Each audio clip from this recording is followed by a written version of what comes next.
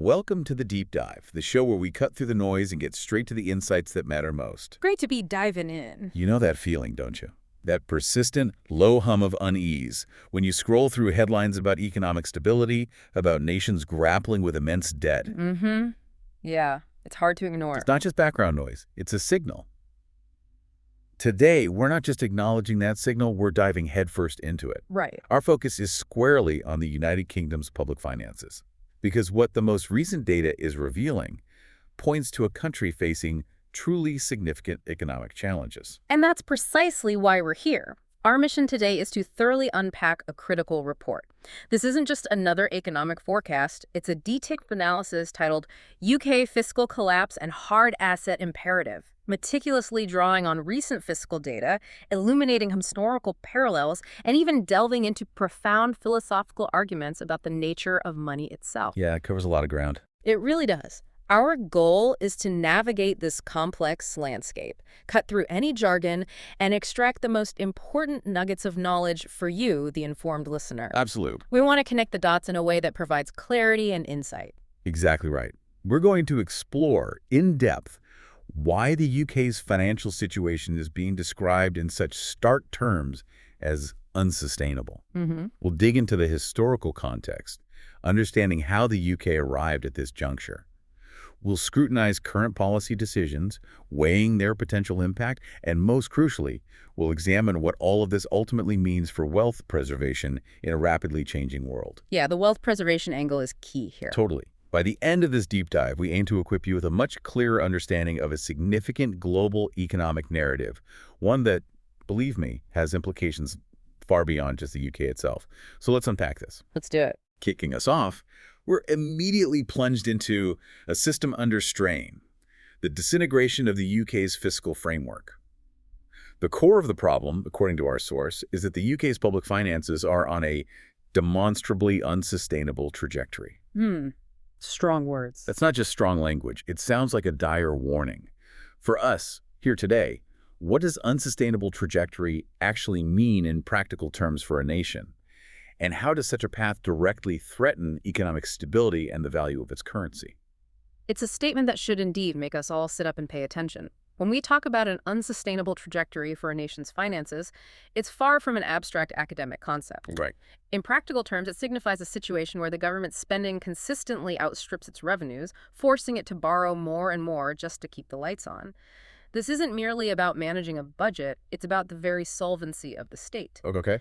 The report describes this as a self-reinforcing trap. Imagine trying to outrun a monster on a treadmill, but every time you speed up, the treadmill itself speeds up even faster. That's a good analogy. That's the essence of it. High national debt leads to soaring borrowing costs, which in turn necessitates more borrowing, further expanding the deficit. This vicious cycle erodes investor confidence, making future borrowing even more expensive and challenging. Right, because investors get nervous. Exactly. Threatening a downward spiral that can quickly destabilize the entire economy and devalue the currency. If investors lose faith, they sell off government bonds, the currency weakens, and the country's ability to fund itself in the future becomes severely compromised. And we're not just talking hypotheticals here, are we? Yeah. The evidence of that eroding confidence is already alarmingly clear. Unfortunately, yes. Our source points to a significant loss of investor confidence, already visible in the accelerating sell-off of government bonds, affectionately known as gilts. The gilt market is definitely showing signs of stress. This isn't just a UK-specific problem, though. Why should you, listening right now, as a global citizen or an informed observer, genuinely care about the UK's fiscal health? How might the implications of this situation ripple out and impact global markets or even your everyday life eventually? That's a crucial question because the UK isn't just some isolated island economy. It's a G7 nation, a major global financial hub. Big player. A very big player. And its currency, the British pound, is one of the oldest and most traded in the world. When a country of this stature experiences fiscal distress, it sends shockwaves across the global financial system. Like a domino effect. Kind of, yeah. Think of it like a crack forming in a major dam. The initial damage is local, but the potential for widespread flooding is immense. This can lead to increased perceived risk for other advanced economies, triggering shifts in investor capital from one market to another, and influencing currency valuations worldwide. Okay, so it affects global stability. Absolutely. And for you, this isn't just abstract economics. If the pound weakens significantly, it makes imports more expensive, potentially increasing the cost of everything from your morning coffee to your next car. Right, hitting the wallet directly. Exactly. If global markets become more volatile due to UK instability, your investment portfolio could feel the pinch. Furthermore, if the UK, as a significant trading partner, struggles, it can disrupt global supply chains and trade, affecting jobs and economic growth far from London. Yeah, that interconnectedness is key. A loss of investor confidence in a global player like the UK is never, ever an isolated event. It really makes you appreciate how interconnected everything is. Let's drill down into the unraveling of public finances, a fiscal reckoning. The sheer scale of the national debt is quite something. It's staggering. The report states that public sector net debt, excluding public sector banks, stood at a striking 96.1% of gross domestic product (GDP) in July 2025. Yeah, nearly 100% of GDP. This marks a 0.5 percentage point increase from July 2024, placing the debt-to-GDP ratio at levels last seen in the early 1960s. Right. And in raw nominal terms, the debt, excluding the Bank of England, was an estimated £2.7 trillion at the end of June 2025. 2.7 trillion. What does it really signify for a country to be back at 1960s debt levels in our fundamentally different modern economy? What are the inherent practical risks of such a high and continuously growing debt load today? To be at 1960s debt to GDP levels might, at first glance, seem like just a historical echo. However, the context is entirely different. How so? In the 1960s, the UK was still navigating the post-WWII economic landscape with a vastly different industrial base, a global trading position shaped by empire, and a financial system less integrated and prone to rapid capital flows. Today, a high debt load makes a country far more vulnerable to external shocks and market sentiment. Okay. The inherent risks are multifaceted. Firstly, there's the immediate burden of higher borrowing costs as investors demand greater returns to compensate for what they perceive as increased risk. Makes sense. Secondly, it drastically reduces fiscal flexibility. The government's ability to respond effectively to future crises like recessions, pandemics, or even geopolitical events is severely curtailed because so much of its budget is already committed. Right, less room to maneuver. Exactly.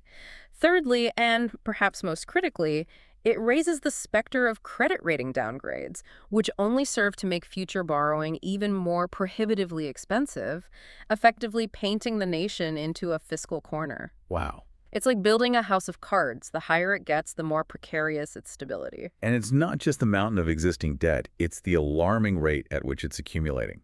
Public sector borrowing in June 2025 alone soared to $20.7 billion. Just in 1 month. Exceeding the Office for Budget Responsibility's (OBR) forecast by a substantial $3.5 billion. Even more concerning, despite the tax-to-GDP ratio being as high as since 1950. Highest since 1950. Borrowing remains 3% of GDP above the level needed to durably stabilize the debt. So if tax receipts are at record highs, but the country is still borrowing excessively, what does this continuous erosion of the capacity to respond to future shocks imply for the UK's long-term resilience? Yeah. It sounds less like painting themselves into a corner and more like they're building the walls of their own fiscal prison. That's a very apt analogy. This sustained level of borrowing, even in the face of historically high taxation, is a flashing red light signaling a fundamental structural imbalance. Okay. The OBR's assessment isn't just a number, it's a stark confirmation that the UK is, in essence, consistently living beyond its means, even after maximizing its revenue intake. Which is worrying. Deeply worrying. The implications for future resilience are, frankly, dire. With less fiscal headroom, the government possesses fewer, if any, effective tools to stimulate the economy during an inevitable downturn. Right. It means less capacity to fund essential public services, be it healthcare, education, or social welfare, if revenues unexpectedly fall. And crucially, it means a diminished ability to invest in the long-term drivers of growth, such as critical infrastructure, innovative research, or skills development. So mortgaging the future, essentially. Pretty much. It's a situation where future generations will disproportionately bear the burden of today's spending decisions, leaving the country less adaptable, less robust, and less able to withstand unforeseen challenges in an increasingly volatile global landscape. Here's where it gets really interesting, or perhaps I should say really concerning, depending on your perspective. Yeah. The soaring cost of debt interest payments. Yeah, this is a huge piece of the puzzle. These payments are projected to hit a staggering $111.2 billion in 2025-26. 111 billion just on interest. To put that into perspective, that's 8.3% of all public spending and over 3.7% of national income. Central government debt interest alone surged by $8.4 billion in June 2025 to $16.4 billion. Just incredible figures. What does it fundamentally mean when such a significant growing portion of public spending is simply funneled towards just interest payments? How does this not just crowd out, but actively suffocate other essential government expenditures like healthcare, education, or infrastructure projects? The sheer scale of these interest payments is truly shocking, and it points to a massive, unyielding drain on the national budget. A drain, yeah. When over 8% of all public spending is dedicated solely to servicing past borrowing, that money is effectively gone before it can even be considered for any productive purpose. This isn't just crowding out, it's a fiscal vacuum. Okay. This $111.2 billion isn't building new hospitals or upgrading schools. It's not investing in green energy or improving transport networks.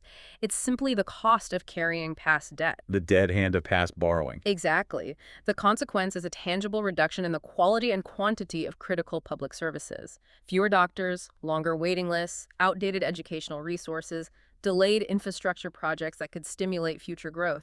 These are the direct sacrifices made to cover the interest bill. Wow. It strangles long-term growth potential and ultimately reduces the quality of life for citizens, all while the government struggles to maintain even the most basic societal functions. And the report points out a particularly dangerous feedback loop here, one directly tied to the specific structure of the UK's debt. Yes, the index-linked gilts. Right. A substantial portion of this debt is in index-linked gilts, meaning the retail prices index, RPI inflation, directly increases the government's interest obligations. This creates a structural vulnerability. Can you explain for us how rising inflation, often seen as a way to erode debt, is in this case directly increasing the cost of servicing the very debt that might even be fueling that inflation? Right. It sounds like a runaway train with no brakes, heading straight for a wall. That analogy of a runaway train is chillingly accurate for this particular feedback loop. Index-linked gilts are a specific type of government bond designed to protect investors from the corrosive effects of inflation. They achieve this by adjusting their principal value and subsequent interest payments based on an inflation index, in this case the RPI. So here's the dangerous part. When inflation, as measured by RPI, rises, the nominal value of these gilts increases, and consequently, the government's interest obligations on them immediately ratchet up. I see. So inflation hurts them more. Precisely. The dangerous feedback loop then ignites. If the government, through its spending or borrowing, contributes to inflationary pressures, this inflation then directly and immediately increases its debt interest costs. Oh boy. This, in turn, often forces the government to borrow even more to cover these higher costs, which can further fuel inflation, exacerbating the problem. So it spirals. Exactly. Unlike the post-WWII era where inflation helped erode debt, today, with index-linked gilts, inflation becomes a direct accelerant of debt growth, trapping the country in a self-perpetuating, fiscally destructive cycle. Wow. It's like trying to put out a fire with a hose that's connected to a tank of gasoline. This escalating debt and its ever-increasing costs are clearly sending shivers through the markets. The section aptly titled, "The Warning from the Gilts," a collapsing bond market, paints a picture of significant distress. Market is speaking.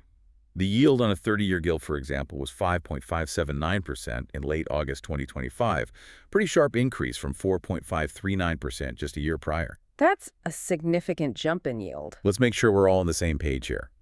Can you demystify the inverse relationship between bond prices and yields? Why does such a rapidly rising yield signal declining bond prices and waning investor confidence? And why, fundamentally, are investors subtly demanding such a higher return to lend money to the UK government? For anyone who tracks the markets, the inverse relationship between bond prices and yields is fundamental, but it's worth a quick refresher because it's so crucial here. Please do. When a government bond or gilt is first issued, it promises a fixed interest payment, known as the coupon. If investor demand for that bond falls in the secondary market, meaning fewer people want to buy it, its market price drops. To make that now lower-priced bond attractive to new buyers, its effective yield, the annual return an investor gets relative to the price they paid, must rise. Got it. Lower price, higher yield. Exactly. So a rapidly rising yield on UK gilts is a direct and unmistakable signal that their prices are falling. This, in turn, means investors are less willing to hold UK government debt. Mm. They're demanding a higher return because they perceive a significantly greater risk of lending money to the UK government. And that risk could be what? Inflation? Default? It could stem from inflation eroding the real value of their future payments, or more broadly, from profound concerns about the government's ability to manage its colossal debt load and ensure repayment. It's a very clear market verdict of diminished confidence. And the Office for Budget Responsibility's assessment that the UK faces the third highest borrowing costs of any advanced economy certainly adds another layer of grim reality to that perception. Yeah, third highest is not a ranking you want. What does this unenviable international ranking imply about the UK's fiscal credibility on the global stage? It sounds less like a warning sign and more like a neon billboard flashing danger. It's precisely that neon billboard. Being ranked among the top 3 for borrowing costs among advanced economies is not just a statistic. It's a severe blow to the UK's fiscal credibility on the global stage. Right. It effectively tells international investors loudly and clearly that the UK is perceived as a significantly riskier place to lend money compared to the vast majority of its economic peers. So capital might flow elsewhere. Exactly. This can have cascading negative effects. It deters foreign investment as capital will naturally flow to more stable and less risky environments. It can weaken the currency further as investors sell off pounds. And crucially, it makes it consistently more challenging and expensive for the UK to fund its ongoing public services, its future infrastructure projects, or any unexpected emergencies. It broadcasts to the world that there are profound doubts about the long-term sustainability and reliability of the nation's finances. Making everything harder. Making it harder for the UK to exert economic influence or secure favorable terms in future international agreements. Adding to these accumulating woes are some critical structural challenges in the debt market. The report notes the significant decline of traditional defined benefit pension schemes. The DB schemes, yes. Which, for decades, were reliable domestic purchasers of long-term bonds. This seismic shift, we're told, has made the government increasingly reliant on foreign investors. Can you really unpack the specific risks of relying so heavily on what the report calls flighty international capital, especially when a country might be facing a crisis? This is a really crucial structural vulnerability that often goes unnoticed. Historically, defined benefit pension schemes, which guarantee a set payout to retirees, were natural and stable long-term buyers of government bonds. Right. They needed safe, long-term assets. Exactly. They needed secure, predictable income streams to match their future liabilities, making them bedrock investors. With their decline and the rise of more volatile defined contribution schemes, that domestic demand for long-term gilts has significantly diminished. Okay. This has forced the government to look increasingly abroad for financing, making it increasingly reliant on foreign investors. The inherent risk with international capital is its flightiness. Flightiness, meaning it can leave quickly. Precisely. Foreign investors are typically far more sensitive to nuances in economic outlook, shifts in political stability, and fluctuations in currency values. In times of crisis or even just perceived elevated risk, this capital can rapidly and decisively exit the market. Which makes a bad situation worse. Much worse. This rapid withdrawal exacerbates bond sell-offs, pushes yields even higher, further destabilizes the currency, and can lead to a full-blown financial crisis. It's a direct and profound consequence of a loss of sovereign credibility and starkly reveals a deepening fragility in the UK's financial architecture. It means the UK's financial stability can be held hostage by global sentiment. So, if I'm hearing this correctly, this isn't just about abstract numbers on a spreadsheet for economists to pore over. This growing reliance on external confidence, which appears to be alarmingly on the wane, has very tangible, real-world implications. Absolutely. What are the concrete day-to-day consequences of a country truly losing its financial credibility in this manner? How does that hit home for the average person? The real-world implications are indeed profound and far-reaching. They touch every aspect of daily life.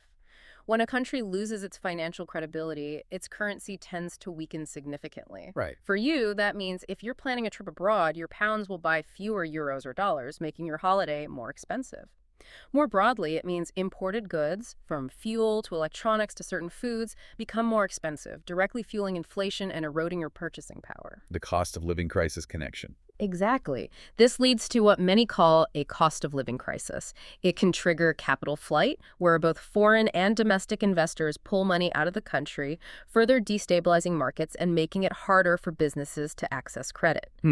Businesses then face higher borrowing costs, which stifles investment, reduces job creation, and can lead to layoffs. Ultimately, it means a lower standard of living for citizens, as the country struggles to maintain economic stability, grow its economy, and fund the public services they rely on. So it really filters down. Completely. The trust in the state's ability to manage its economy is shattered, and the future becomes a lot more uncertain. That's a powerful and sobering assessment. This current strain, while unique in its specifics, echoes challenges from the past. So let's cast our minds back, because history, it turns out, has a few lessons for us. History often does. Let's see what it tells us. This leads us seamlessly into Section 2. Historical echoes, the credit-fueled world, and past crises. Our modern economic system, as the report meticulously points out, relies on an ever-increasing supply of money and credit to function and to prevent deflation. Yeah, the credit engine is key. Now, to many, deflation, meaning lower prices, sounds like a dream come true, doesn't It does sound good on the surface. So, for those who might not immediately grasp the danger, explain why, despite ostensibly lower prices, deflation can actually be incredibly harmful to borrowers and can trigger what's known as a debt deflation cycle. And how do governments typically react or respond to prevent this very painful phenomenon? It's one of those counterintuitive economic realities. While lower prices might sound fantastic for consumers, deflation is actually an existential threat to an economy burdened by significant debt. Okay, why? Here's why it's so harmful. Imagine you borrowed £100,000 to buy a house today. If deflation sets in and prices generally fall by, say, 10% next year, the real value or purchasing power of your £100,000 debt has effectively increased by 10%. The debt becomes heavier in real terms. Exactly. You still owe £100,000, but the assets you own, like your house and your income, might be worth less, making it much harder to repay that debt. This can trigger a debt deflation cycle. Falling prices increase the real burden of debt, forcing individuals and businesses to drastically cut spending, sell assets, or default on loans. Which makes prices fall further. Precisely. This contraction in demand then further depresses prices, leading to more job losses, bankruptcies, and even more defaults, spiraling downwards into a severe recession or even depression. Nasty stuff. So how do governments fight it? To prevent this excruciating cycle, governments typically resort to aggressive measures. Fiscal expansion, which means increasing government spending or cutting taxes to inject money into the economy. Stimulus spending. Right. And monetary expansion, where central banks cut interest rates to make borrowing cheaper or directly inject liquidity by buying assets, often referred to as printing money. This tendency for governments to lean on expansionary policies to stave off deflation is, as the report notes, a recurring theme in British history.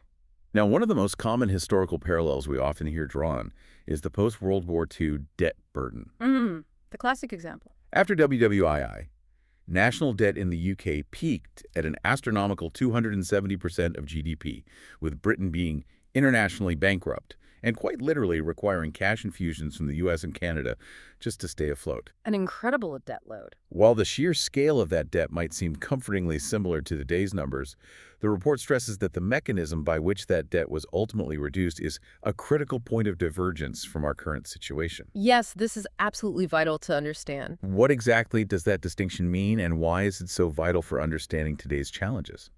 This distinction is not just important, it's absolutely crucial, and it fundamentally differentiates the current crisis from that historical precedent. After WWII, while the UK's debt to GDP ratio was indeed enormous, it didn't fall because of drastic austerity or immediate massive repayments. So how did they do it? Instead, it was reduced primarily through what the report calls a powerful debt-eroding force.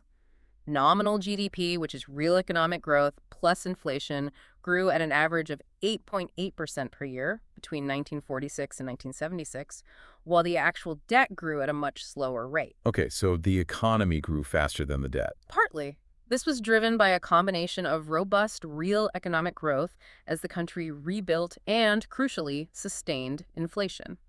And here's the absolute kicker. The interest rates on government debt were, on average, lower than the inflation rate for 24 out of those 30 years. negative real interest rates. Exactly. This effectively allowed the country to inflate away its liabilities.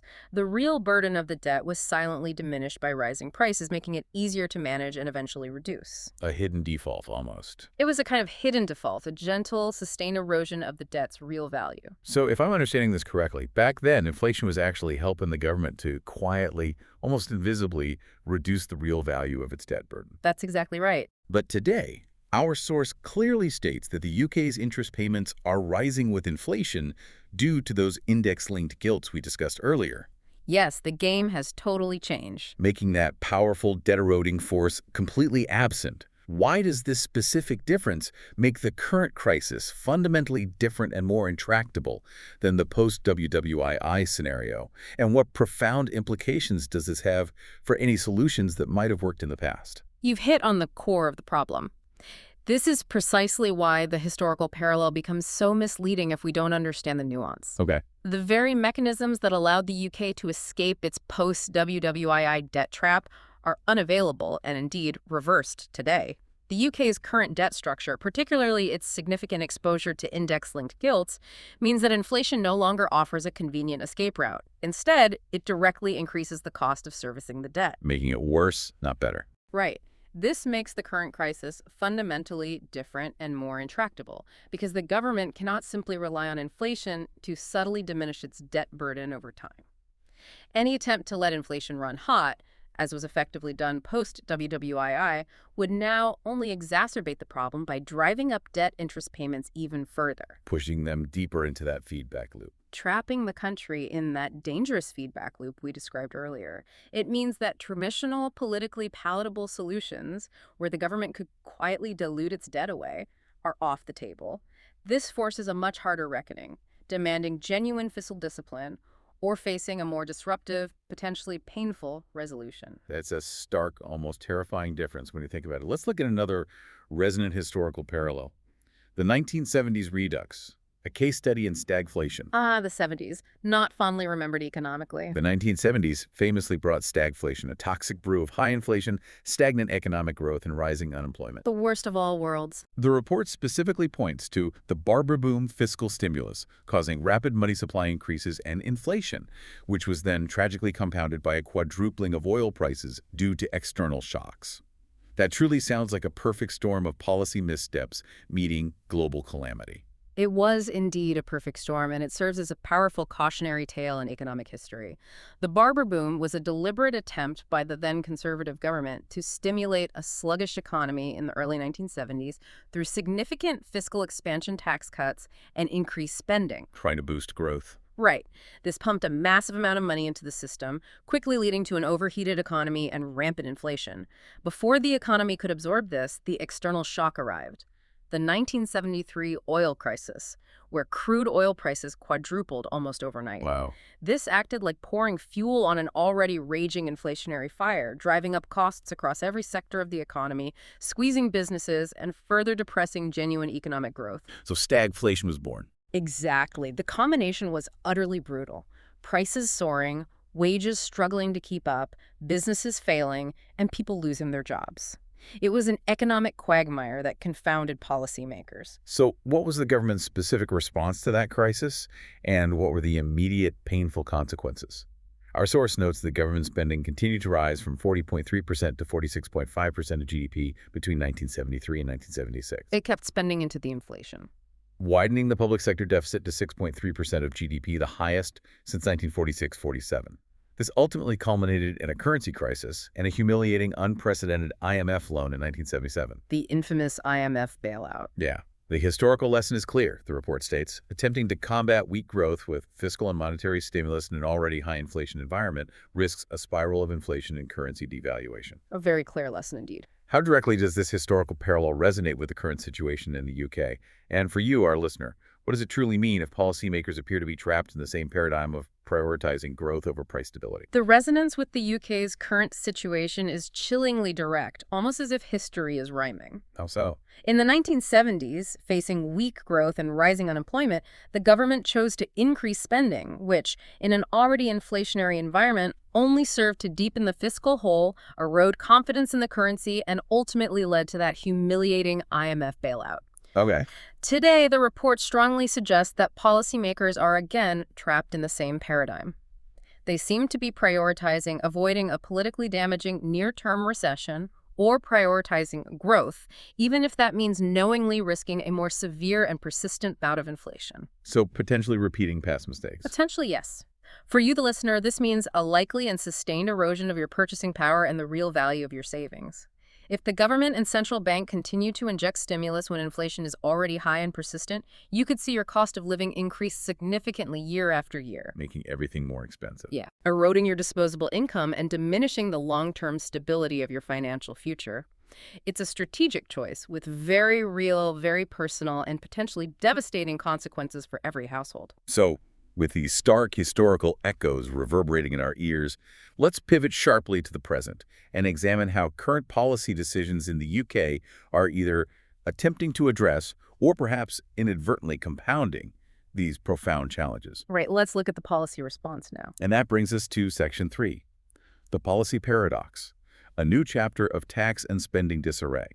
The Bank of England, a central pillar of economic stability, appears to be making some truly bold, or as our report suggests, perhaps dangerous moves. Uh-oh. They have controversially cut interest rates to 4% as of August 2025. But here's the deeply troubling paradox. Consumer Price Index, CPI inflation, was already at 3.8% in July 2025 and is expected to rise further to 4% in September, a rate double their 2% target. Cutting rates when inflation is double the target. That's why, in this specific inflationary environment, is cutting rates considered so profoundly dangerous, especially when the bank's justification relies on the hopeful notion that some inflation drivers are transitory, when actual data on core inflation and services prices clearly suggests a much more stubborn persistence. This is truly a classic and deeply concerning policy paradox. Cutting interest rates in an environment where inflation is already double your target rate isn't just risky, it's pouring more accelerant on an already burning fire. Okay. Lower interest rates make borrowing cheaper for individuals and businesses, stimulating demand and encouraging spending, while simultaneously making saving less attractive. All of this generally pushes prices higher. Right, basic economics. Exactly. The bank's official justification that some inflation drivers are transitory, meaning they'll pass on their own, is increasingly being challenged by the very data they collect. How so? The report explicitly highlights that core inflation, which strips out volatile components like food and energy to reveal underlying price pressures, and services prices, which are a strong indicator of domestic wage and price pressures, both increased in July 2025. So the underlying trend is up. It suggests that, yes, this isn't the behavior of transitory inflation. It suggests that inflationary pressures are becoming deeply embedded and persistent within the domestic economy. In this context, the bank's bet on temporary factors is a perilous one, effectively gambling with the public's purchasing power. The report goes even further, identifying the underlying rationale for this controversial rate cut as a stark recognition that economic growth has become so weak they have no other option. The no other option argument. But it then makes an even more provocative claim, stating this isn't just an economic decision, it's inherently a political one. The bank, it claims, is actively trying to prevent a politically damaging recession, and in doing so is knowingly risking a more severe and persistent bout of inflation. This is described in very strong terms as a Faustian bargain with inflation, effectively sacrificing its core mandate for short-term economic optics. Wow, a Faustian bargain. That's quite the accusation. What are the profound long-term consequences when a central bank prioritizes short-term political stability over its fundamental mandate for price stability? And how might this grim bargain ultimately impact your savings or your purchasing power over time?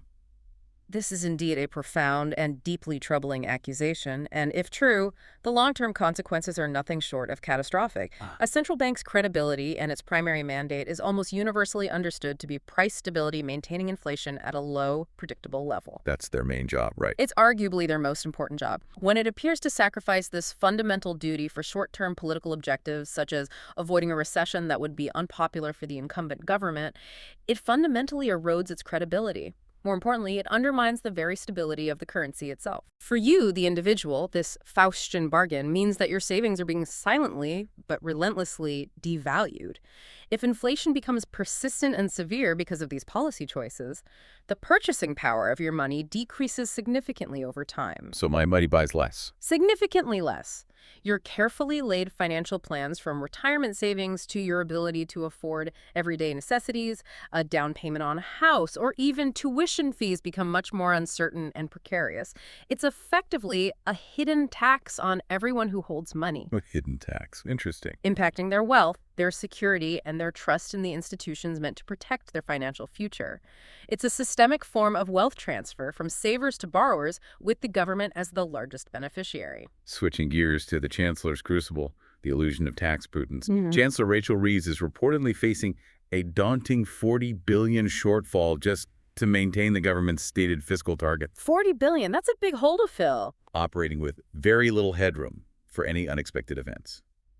She's apparently plotting a range of new tax rises, including what's being dubbed a tax rate on landlords, by applying national insurance to rental income, alongside potential changes to inheritance tax rules. Targeting specific groups again. Critics are already warning that the landlord tax, specifically, could restrict the lettings market and inevitably push up rents. This seems like a perpetual struggle for governments, doesn't it, trying to balance the books without alienating key voting blocs? It absolutely is a perpetual struggle, and it speaks volumes about the deep-seated fiscal imbalance we've been discussing. A reported $40 billion shortfall is a substantial sum, particularly when the chancellor has very little headroom against fiscal rules. Meaning no buffer. Meaning there's hardly any buffer for unforeseen economic downturns or spending pressures. The proposed tax rate on landlords is a classic example of a politically targeted tax. While it might be framed as equitable or designed to raise revenue from a specific sector, the warnings from critics are entirely valid. Why is that? Such a tax could well deter investment in the rental market, reducing the supply of available properties and inevitably pushing up rents for tenants. These kinds of targeted taxes, while politically appealing in the short term, often have a habit of producing unintended negative consequences that hurt the very people they might initially appear to benefit. Or hit everyone indirectly. Or at least indirectly affect the broader population through higher living costs and reduced market efficiency. It's a difficult tightrope walk with potentially negative consequences for the housing market. But the report suggests the deeper issue isn't just these new, headline-grabbing, targeted tax rises. It's about a more insidious phenomenon: stealth taxes, specifically something called fiscal drag or bracket creep. Yes, fiscal drag. The silent tax rise. The government, it states, prefers these politically palatable targeted tax hikes to avoid broad, politically unpopular changes to headline rates like income tax or VAT, which are often considered red lines. Yeah, headline rates are politically toxic. The ongoing freeze of income tax thresholds until April 2028 is cited as a prime example. Milton Friedman famously called this taxation without representation. Can you explain in clear terms how this works, how people are effectively pulled into higher tax brackets or lose allowances, thereby increasing their effective tax burden, all without any explicit voted-on rate change? This is, as you said, an insidious and truly fascinating form of taxation, precisely because it's largely invisible to most people until they feel the squeeze in their wallets. How does it work then? Fiscal drag, or bracket creep, works like this. Governments set income tax thresholds, the points at which you start paying tax or move into a higher tax bracket at specific nominal levels. As inflation causes nominal incomes to rise year after year, even if your real purchasing power hasn't actually increased, more and more people are pushed into higher tax brackets or find themselves losing access to certain tax-free allowances that haven't kept pace with inflation. Because the thresholds don't move up with inflation. Exactly. Because the government has frozen these thresholds, they don't adjust for the impact of inflation.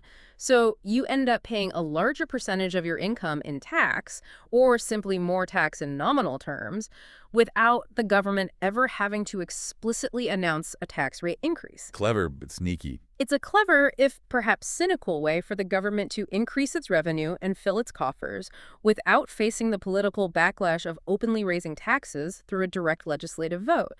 It truly is taxation without representation in action, as the democratic process of raising taxes is bypassed by the silent erosion of inflation. And the report calls this an insidious form of confiscation, directly impacting your disposable income and future financial planning. It's something many people probably experience without fully realizing the underlying mechanism. Absolutely. I mean, have you ever felt the effects of bracket creep yourself, where a pay raise felt less impactful than you thought it would be? Most people have experienced this feeling, even if they don't have a name for it.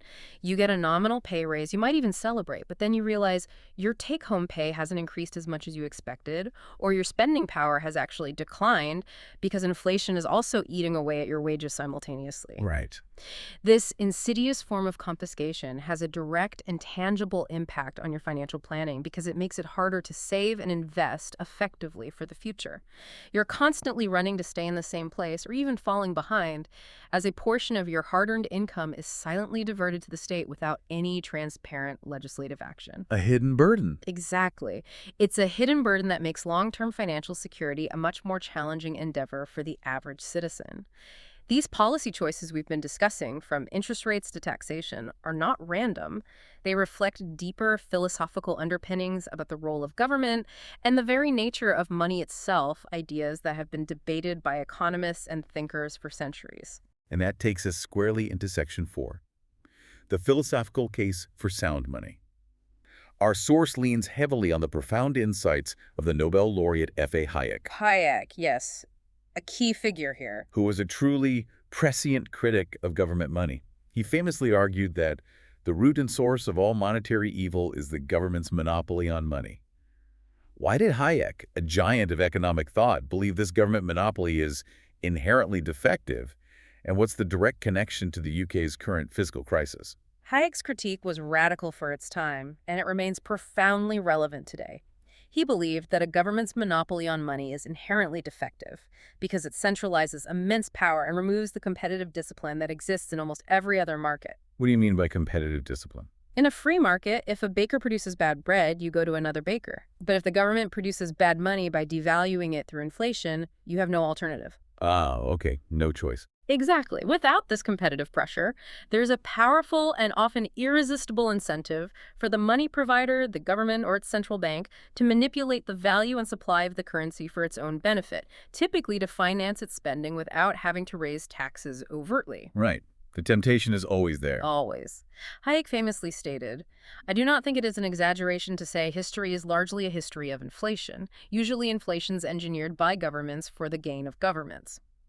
Governments, he argued, have an inherent, almost structural incentive to inflate the money supply, especially in times of war, economic difficulty, or to service ballooning jets, Sounds familiar.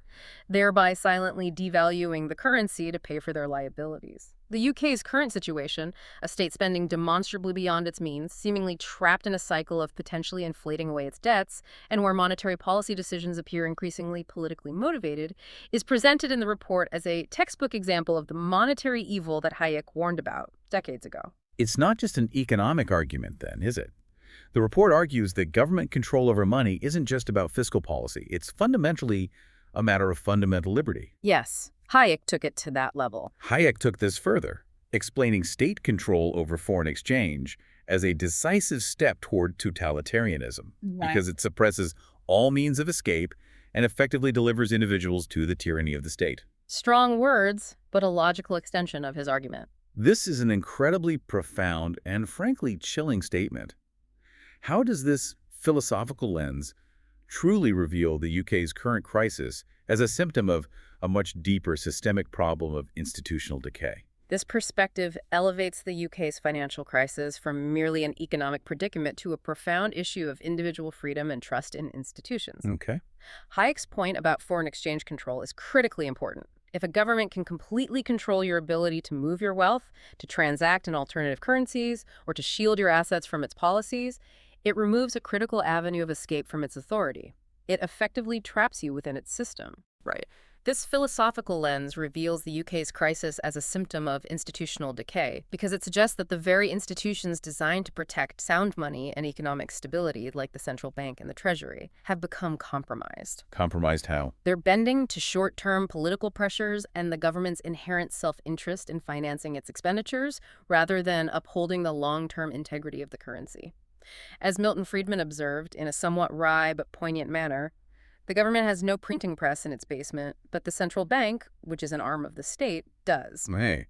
The ultimate result, Hayek argued, is a system where the state can stealthily devalue the savings of its citizens to service its own ballooning liabilities. This is a powerful accusation, implying a fundamental breach of the social contract and a deep erosion of trust between the state and its citizens, Undermining trust in the whole system. with profound long-term implications for confidence in public institutions themselves. That's a heavy thought, a powerful indictment of the current system. Hmm. But it leads directly to what Hayek himself articulated in 1984 in a truly visionary statement. I don't believe we shall ever have a good money again before we take the thing out of the hands of government. Quite a statement. All we can do is, by some sly roundabout way, introduce something that they can't stop.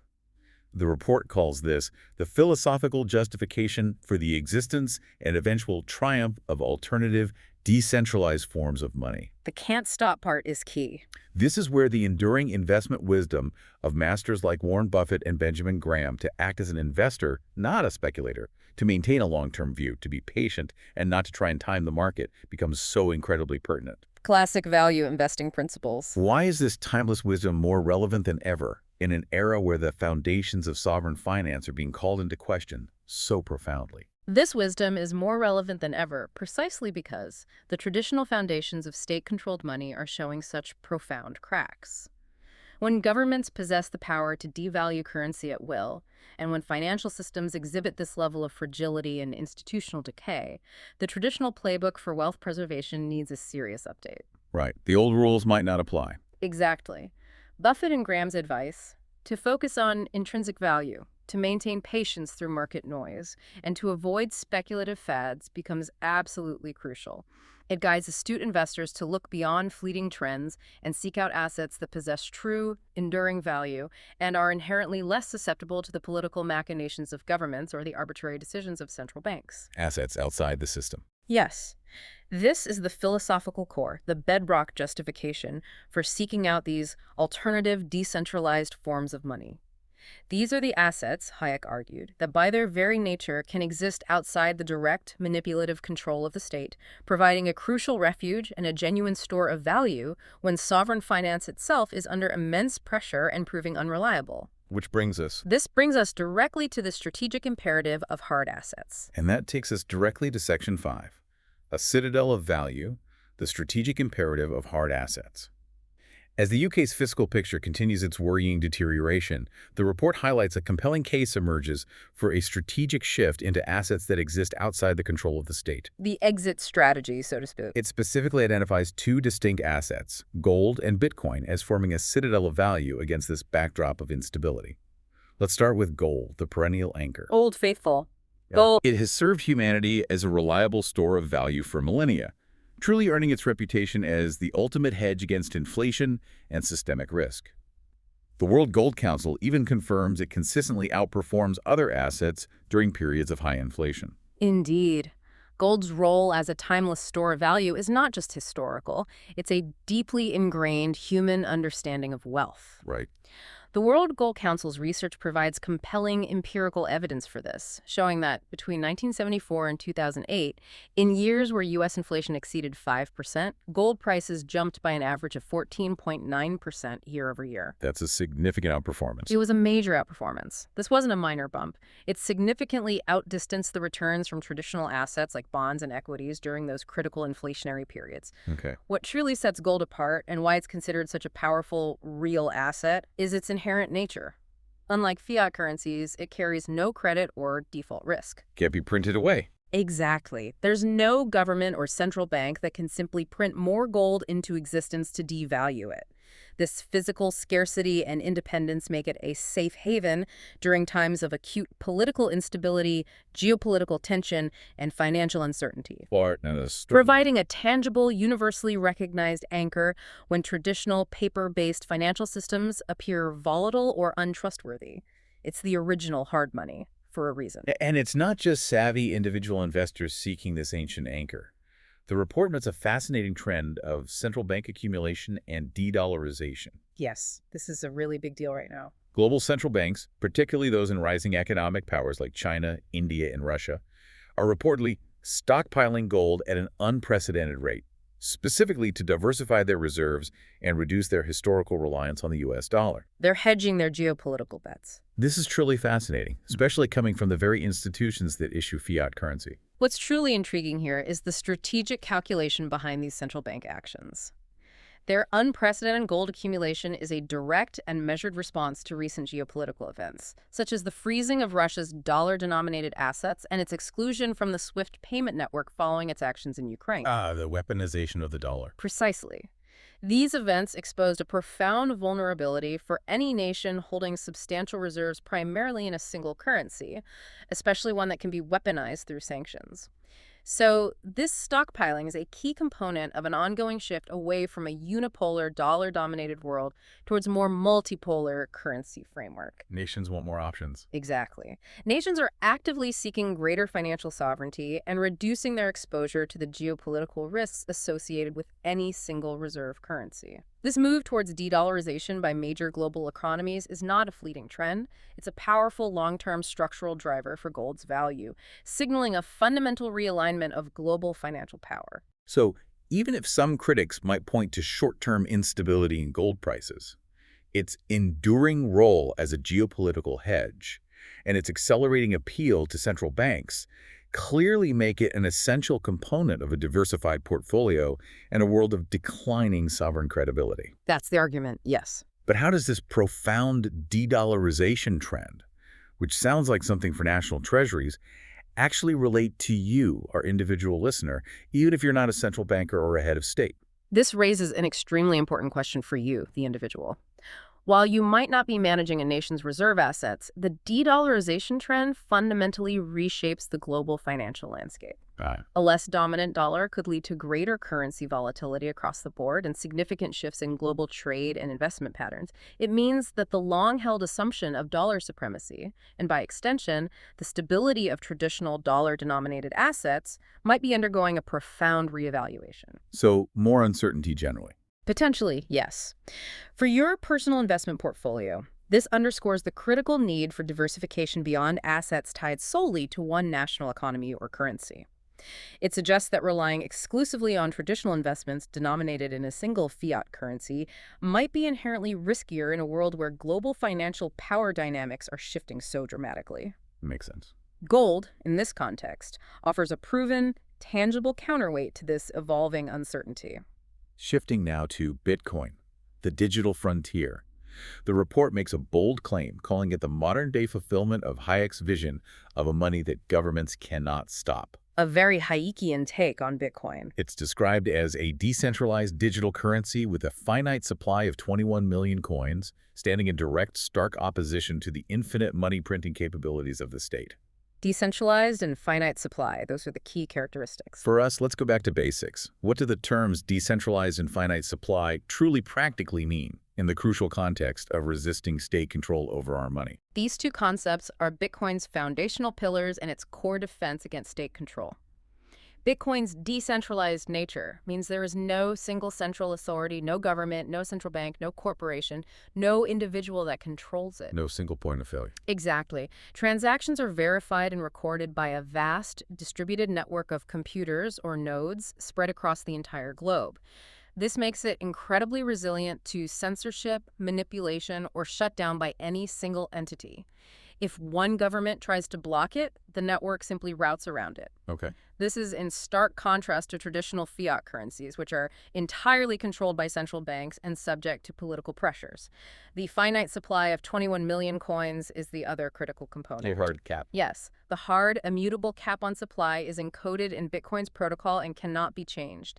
No entity can simply print more Bitcoin to inflate its value away, a fundamental characteristic that directly opposes the infinite money printing capabilities of the state that Hayek so presciently warned us about. Got it. This combination of decentralization and scarcity is what makes Bitcoin a powerful, even revolutionary tool for resisting state control over money and protecting individual wealth from debasement. And it's gaining traction far beyond just individual investors and tech enthusiasts, isn't it?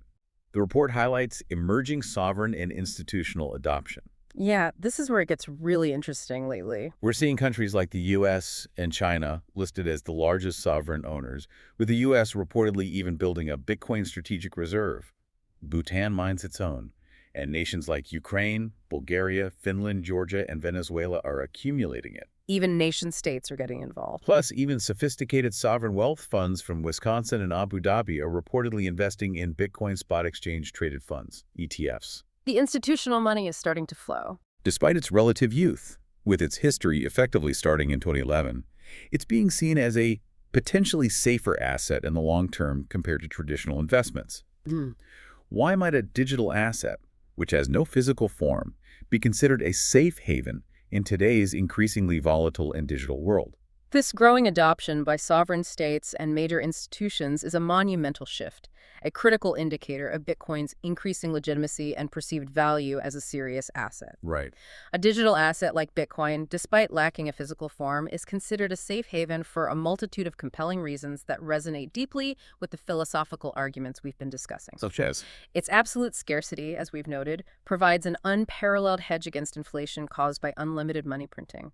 Its decentralized, global nature makes it incredibly resilient to censorship or confiscation by any single government. Harder to seize. It's a stark contrast to traditional bank accounts or physical assets held within a specific jurisdiction. The underlying cryptographic security and distributed ledger technology make it extraordinarily difficult to counterfeit, steal, or manipulate. Okay. These inherent properties position Bitcoin as a powerful and increasingly recognized hedge against both geopolitical and economic uncertainties, much like gold, but designed for and optimized within our increasingly digital and interconnected global economy. A digital gold narrative. Essentially, yes. It's the ultimate protest vote in digital form against the traditional financial system. Now, here's a crucial and fascinating development the report highlights. A tale of two assets. The decoupling of the hedges. The decoupling. This is important. While gold and Bitcoin moved in a relatively tight correlation from 2022 to 2024, that relationship frayed significantly in 2025. As of late March, gold actually rose a substantial 16%, while Bitcoin fell by more than 6%. A pretty dramatic divergence. This decoupling is described as a crucial development, clearly indicating that these two assets, while both hedges, are now being driven by different forces and serving distinct purposes. What specifically is driving gold's recent resurgence, and what's causing Bitcoin's more recent weakness during this period? This decoupling is indeed a profoundly significant development for anyone building a resilient portfolio, suggesting these two hard assets are evolving to fulfill distinct complementary roles. Okay, so what's driving gold? Gold's recent resurgence is primarily tied to a confluence of global macroeconomic factors. Pervasive economic uncertainty, rising inflation expectations across major economies, and, most powerfully, the unprecedented rate of central bank stockpiling we discussed. The geopolitical angle. Exactly. These institutional forces, driven by geopolitical de-dollarization and a search for true monetary sovereignty, position gold as the definitive geopolitical hedge, a reliable bastion against the decline of U.S. dollar hegemony and broader systemic vulnerabilities. And Bitcoin's weakness. Bitcoin's recent weakness, on the other hand, is seen as more a function of speculative flows and its historical, albeit evolving, correlation with risk-on tech stocks. Still tied to market sentiment, maybe? Somewhat, yes. While both assets fundamentally represent a powerful protest against state-controlled fiat money, gold's price is currently being propelled by institutional forces reacting to profound macro-level shifts, whereas Bitcoin's price, for now, remains more subject to retail sentiment, broader market risk appetite, and perhaps the lingering perception as a growth asset rather than purely a safe haven. So different drivers, different behavior. Precisely. They're playing different games right now.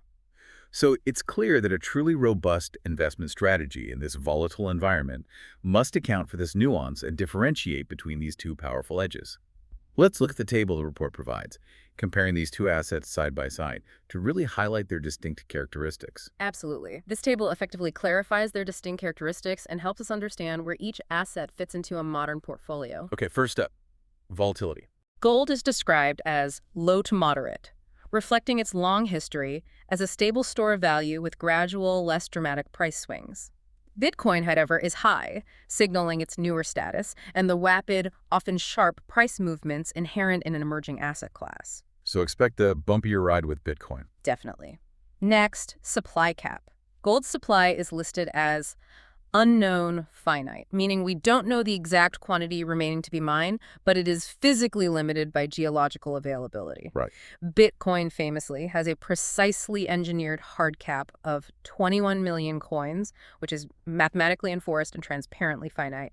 This scarcity is a core part of its appeal. Okay. Sovereign adoption. Gold enjoys high increasing adoption by sovereign nations for their central bank reserves, a trend we've just discussed in detail. Bitcoin sovereign adoption is low, nascent, but critically it is growing, indicating future potential. Nascent but growing.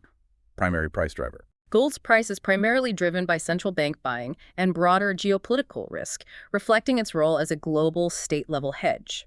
Bitcoin's is more influenced by institutional adoption beyond central banks and speculative flows, indicating its still developing market structure. Got it. Historical role. Gold has a perennial store of value role dating back millennia, an unbroken legacy. Bitcoin is an emerging store of value, a very new asset class still establishing its long-term track record.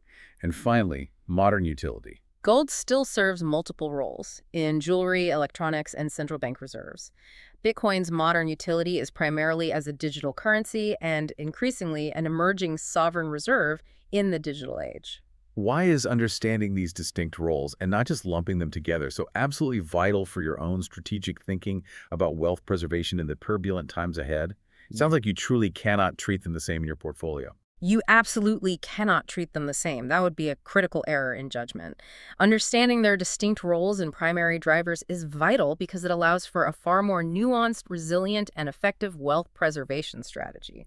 So, Gold provides a proven, long-standing hedge against geopolitical instability and the inflationary pressures stemming from traditional fiat systems, powerfully bolstered by central bank actions. It's the ultimate defense against known historical risks. okay, the known risks anchor. Right. Bitcoin, on the other hand, offers a cutting-edge, decentralized hedge against the inherent flaws of state-controlled monetary systems and the insidious debasement of currency through infinite money printing.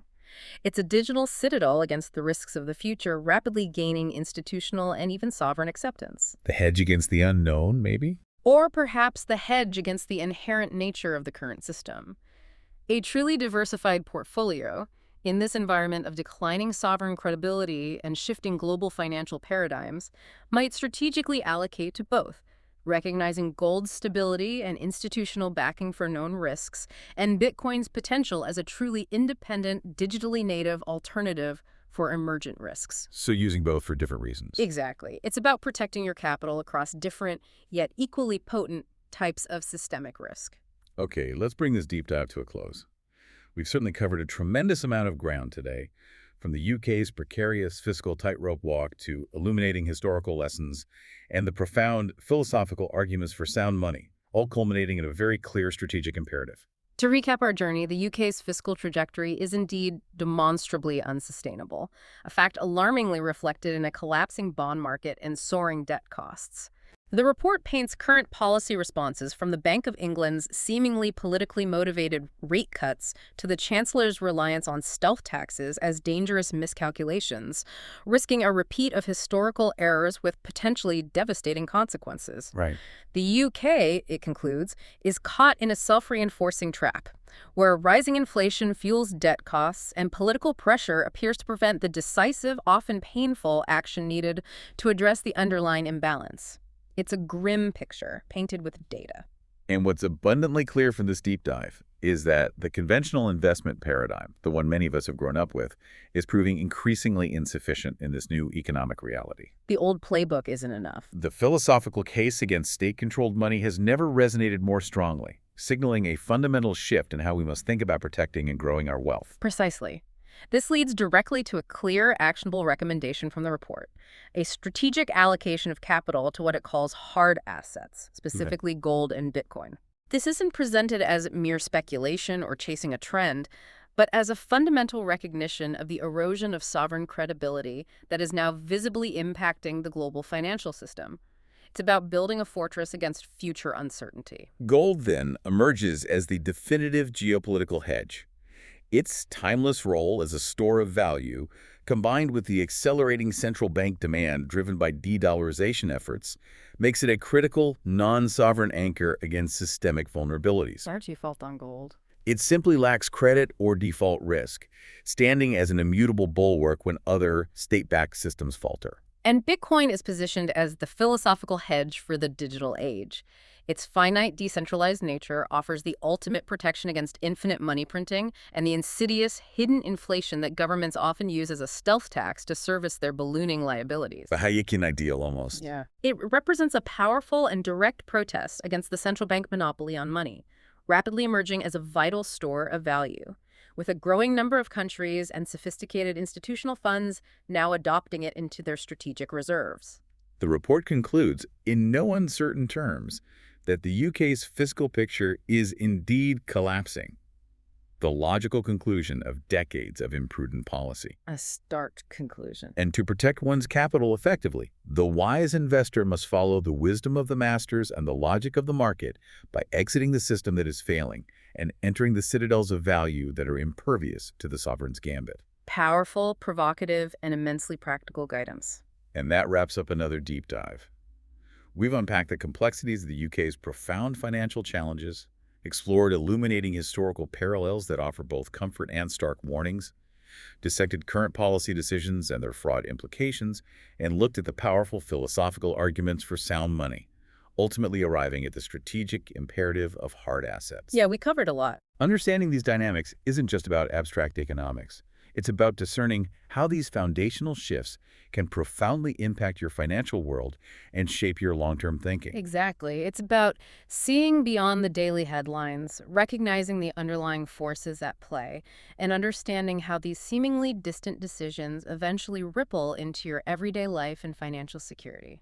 So as you reflect on all of this, considering everything we've discussed about the challenges faced by traditional state-controlled monetary systems and the rise of alternatives, what does it truly mean for a nation, or indeed for an individual, to achieve genuine financial sovereignty in an increasingly interconnected, volatile, and unpredictable global economy? That's the big question to leave people with. Something to ponder. Yeah. We'll see you next time on The Deep Dive.